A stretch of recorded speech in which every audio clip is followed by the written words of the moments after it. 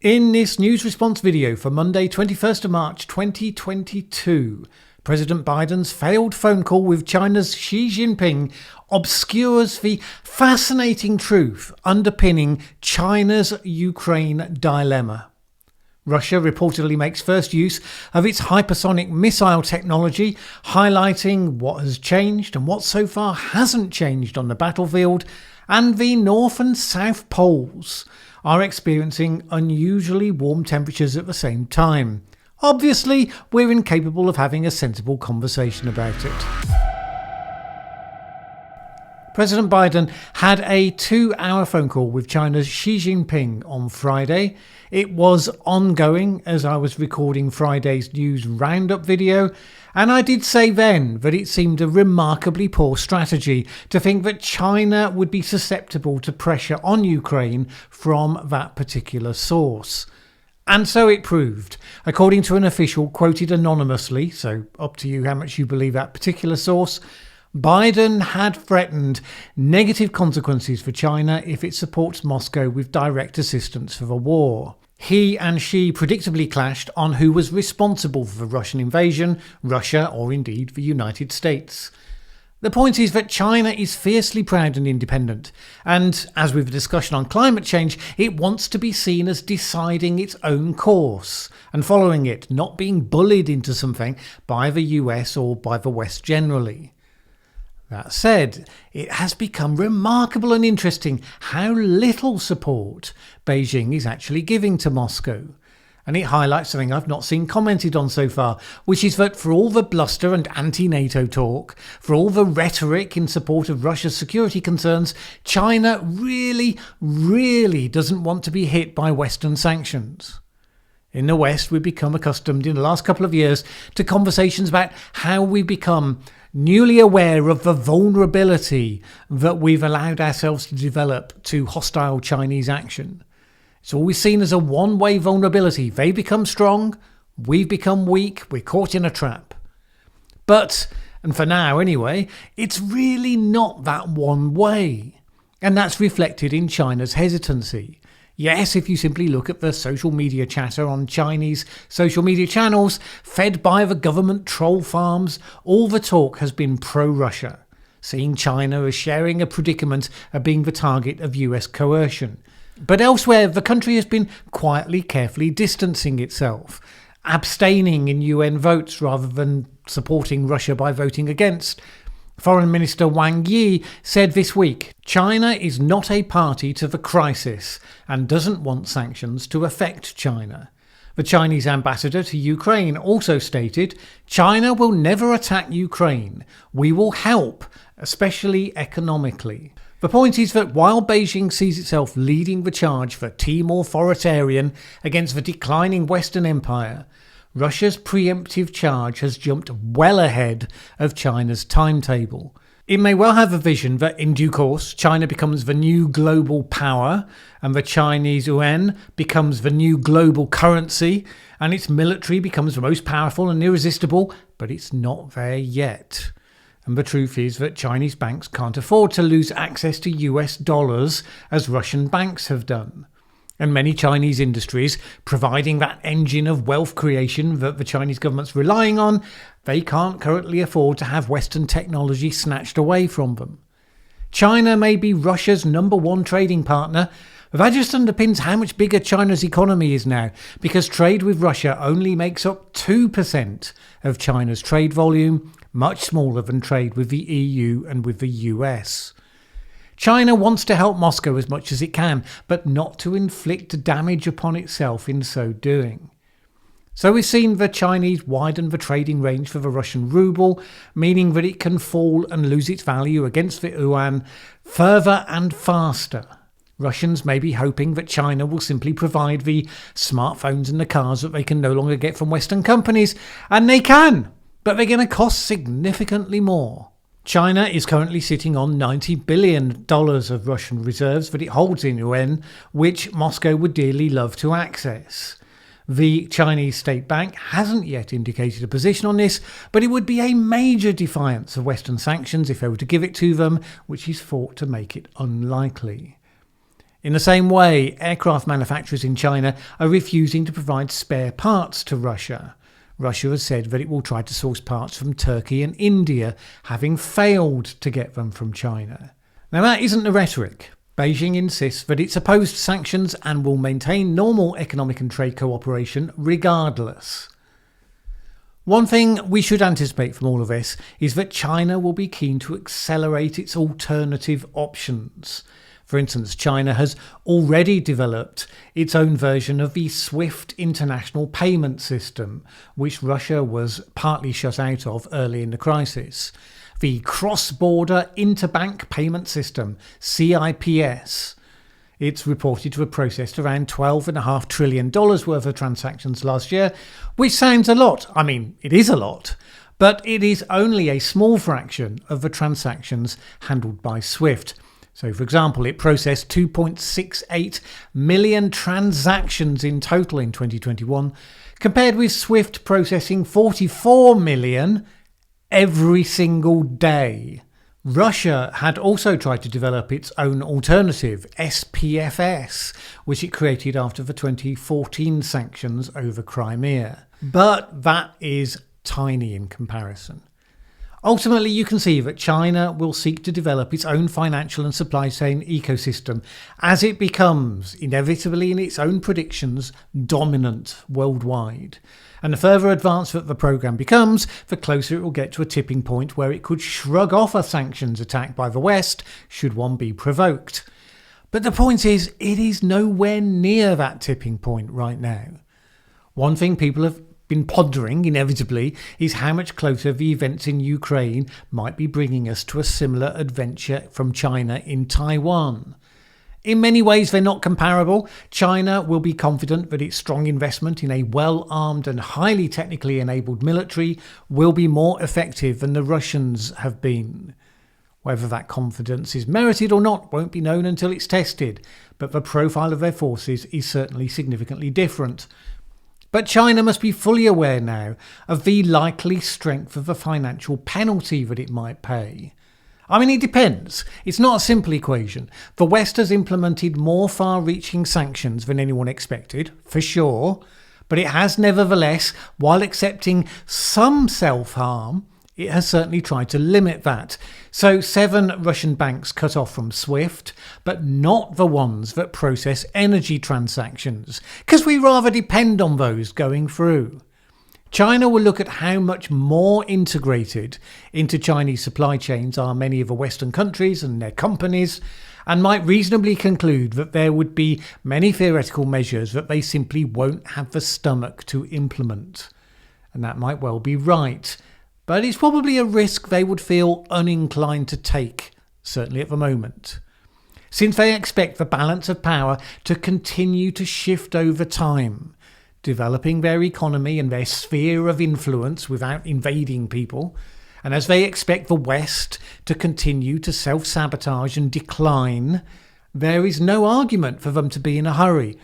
Xi Jinping has said that Taiwan will be back in the Chinese fold by 2050. That's the sort of long-term timescale that China's leadership prides itself on, sees as one of its distinguishing features from the short-termist democracies that can never look beyond the next election. Okay, if the response to Ukraine had been so feeble and so divided as to highlight an open invitation, maybe China would have been tempted to move more quickly. But it's hard to see the rationale for them to do so as things stand at the moment. I mentioned, by the way, that they differ in their military profile. It's worth noting quickly what we've seen so far. In one sense, it's remarkable how conventional the war has been so far. Ground troops invading, tanks, bombs and missiles, all as we have seen. On the other, we have started to see the first signs of the evolution of war and to get some sense of where that's going. So, over the weekend, Russia's reported to have used its hypersonic missiles for the first time in this conflict. They've only used them once before in Syria. And they boasted about how these could avoid any air defences, which right now is almost certainly true. The Kinzhal missile is launched from a high-altitude jet, can fly up to 1,200 miles at speeds of Mach 10. making manoeuvres en route to avoid air defences. At the weekend, a Kinzhal was used to apparently take out an arms depot in western Ukraine, which seems remarkably like overkill.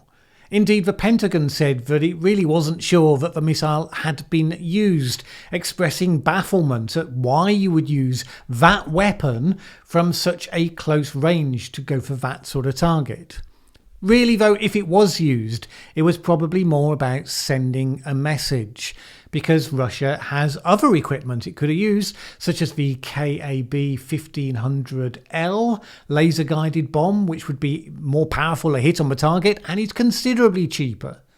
So far, according to Russia expert Professor Mark Galeotti, Russia has largely been using Iskander tactical ballistic missiles and Kalibr cruise missiles. Both have been used to great effect in Ukraine, but he noted that according to the Ukrainians, Russia has burned through nearly their entire stock of those missiles already. If that was true, and we don't have independent verification, then it could simply be an indicator that Russia's stock of highly targetable missiles is depleted, which doesn't mean that they're going to be running out of more general non-smart firepower anytime soon. Nothing's coming to an end that easily. But the real star of the show, in terms of modern warfare and its evolution, has been the use of drones on both sides, and the use of highly portable and lightweight anti-tank and anti-aircraft weapons, particularly used by Ukraine.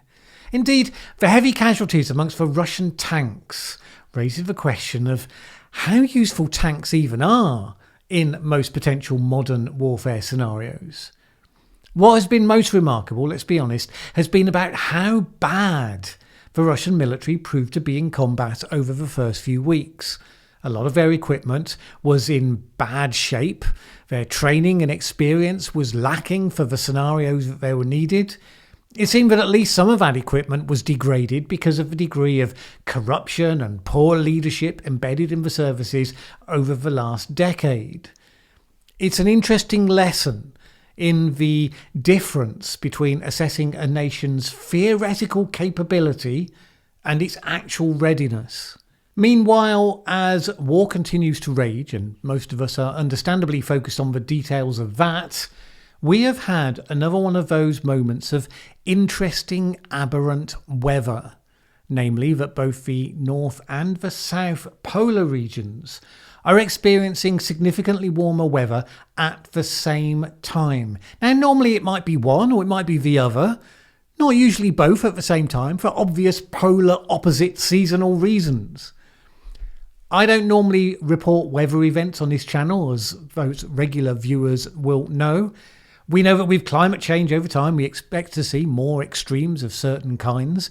But the tendency of one group of activists or another to jump onto every slightly warmer day as evidence of something is tedious and counterproductive, as is the tendency of the other side to respond by scraping the bottom of various barrels to explain why something that someone's describing as a record, well, it isn't really a record, and or the figures are wrong or made up. Equally tedious. Needless to say, we're seeing both now. Now, to be fair, what we've just seen goes beyond a slightly warmer period than usual, specifically in the Antarctic, the coldest place on the planet, largely expected by the computer models to be the slowest affected by global warming. It has been experiencing a period of warmer than usual temperatures in its eastern region, by about 50 degrees above normal. Which isn't to say that it's hot there, it's still kind of chilly. Normal around this time would be in the region of -50. But even so, that is one heck of an anomaly, which you can imagine would be jumped upon by those so inclined to panic. So the always excitable Ben C on Twitter, for instance, simultaneous freakish heat in the Arctic and Antarctic, described as impossible and unthinkable by scientists as abrupt climate change accelerates wildly.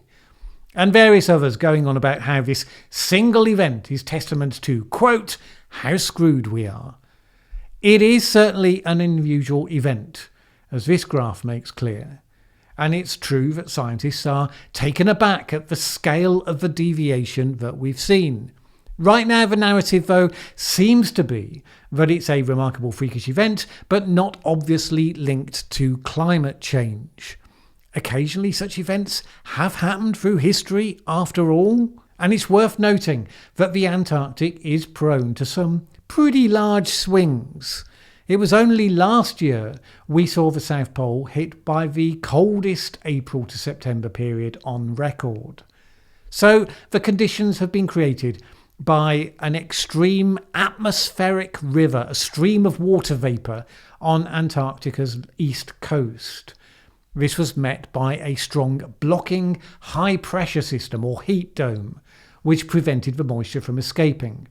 Dr. Robert Rhodes said that despite the unprecedented magnitude, the event was well forecast on short-term weather models, probably not to be repeated. But we won't know for sure. Similar to the heat dome effect that hit the US last year, if we started seeing those events happening more regularly, then yes, you would be forced to adapt your analysis pretty sharply. Dr. Jonathan Will agreed that you couldn't attribute the event to climate change, but expressed an opinion that rising temperatures might, quote, load the dice for a higher likelihood of events like this in the future. That's not unreasonable speculation, although it is still just speculation. It's a reminder how much the public debate and perception is often shaped by individual weather events like this, and the claims by campaigners that these are portents of doom which will always come, whereas the real story is usually a slower but more relentless changing. So the fact that Antarctica's western ice sheet is gradually losing mass, and how warmer ocean temperatures are threatening to gradually destabilise the huge Thwaites Glacier. Not as dramatic, not as tweetable, ultimately more substantially important. Most people in this debate don't really get nuance, however. As I was reminded when I saw this in response to George Monbiot's breathless take on this specific event, terrifying beyond words, somebody had tweeted, "At Mallen Baker doesn't think there's a real problem. Neither does at Bjorn Lomborg. They seem to dismiss the evidence of these sorts of events and the fact that the world's political leaders are actually doing sweet FA. Well, I sure hope they're right." In common with most people who proclaim themselves to be world experts on what Mallen Baker thinks, he's wrong. But there you go. In a black and white world, shades of grey are either black or they're white. And because people only notice when they disagree with you, at least more than they do when they agree with you, usually it means you get painted as being in the opposite camp of the black and white person concerned. Having said that, I am now returning forthwith to my policy of not commenting on the weather as a matter of course on this channel, except to note that the forecast says it's going to be very nice in the UK for the rest of the week, and I fully intend to enjoy it. By the way, an interview I did with the guys at Trigonometry dropped on Sunday. I think it came out pretty well. Needless to say, the comment section has quite a few of the black and white brigade, but if you're alive to nuance and shades of grey, you might want to give it a look.